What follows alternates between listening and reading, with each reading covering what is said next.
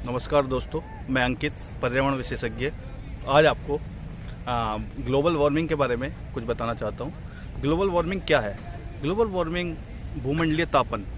इसमें क्या होता है कि पृथ्वी के आसपास का जो वातावरण होता है उसका तापमान में वृद्धि हो जाती है, जिससे पृथ्वी का तापमान बहुत ज़्यादा बढ़ जाता है इसमें। और इससे क्या होता है, इसके नुकसान हैं बहुत सारे।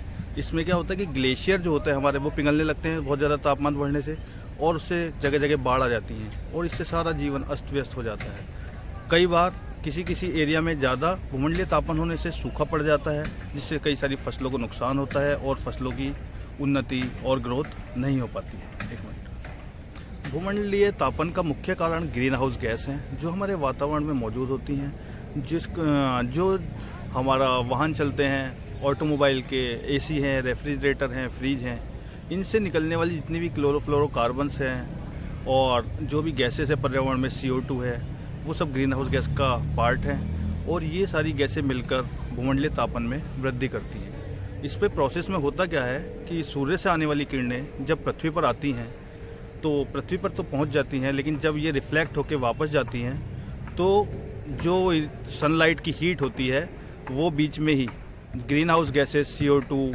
और क्लोरोफ्लोरोकार्बन जो गैस होती है उनमें ट्रैप्ड हो जाती है, और ये धीरे धीरे प्रोसेस चलता रहता है और हीट जो है नीचे पृथ्वी के वातावरण में बढ़ती रहती है, जिससे ग्लोबल वार्मिंग या भूमंडलीय तापन की स्थिति पैदा हो जाती है। और इसके जो नुकसान थे वो मनुष्य के हेल्थ पे भी बहुत ज़्यादा पड़ते हैं। कहीं पे बहुत ज़्यादा सूखा पड़ेगा या बहुत ज़्यादा बाढ़ आएंगी तो वहाँ पे अनेक बैक्टीरिया और वायरस जनित बीमारियाँ भी पैदा होंगी। साथ में जो कृषि है उसका उत्पादन भी बहुत ज़्यादा प्रभावित होता है।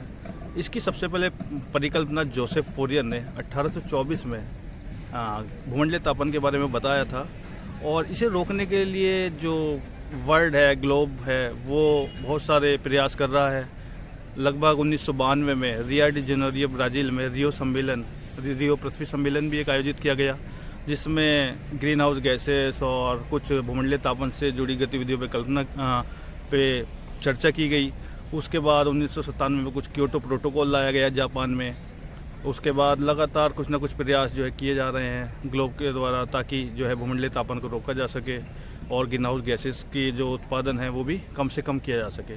अभी हाल ही में कॉन्फ्रेंस ऑफ पार्टीज़ 27 सम्मेलन इजाइट मिस्र में आयोजित किया गया, जहाँ पे बहुत ही ज़्यादा इस पे विचार किया गया कि भूमंडलीय तापन को हम लोग कैसे कंट्रोल कर सकते हैं, जिससे कि ये सारी स्थिति, सूखा, बाढ़ और जितनी भी गंभीर बीमारियां, वायरस और बैक्टीरिया जनित रोग जो भूमंडलीय तापन के कारण हो रहे हैं, कैसे कम किए जाएं। वरना धीरे धीरे ऐसी परिकल्पना की जा रही है कि अगर हम इसे कंट्रोल नहीं कर पाए तो ये बहुत ज़्यादा मनुष्य को हार्म पहुंचा सकता है, कृषि उत्पादन को भी बहुत नगण्य कर सकता है। इसीलिए धीरे धीरे अनेक प्रयास वर्ल्ड द्वारा भूमंडलीय तापन को कंट्रोल करने के लिए किए जा रहे हैं। और ग्रीन हाउस गैस जो इसके लिए मुख्य जिम्मेदार कारण है, क्लोरोफ्लोरोकार्बन जो फ्रिज और एसी से निकलता है, उसके लिए भी मनुष्य को भी जागरूक होना होगा और खुद से ही इसके लिए कुछ प्रयास करने होंगे। धन्यवाद।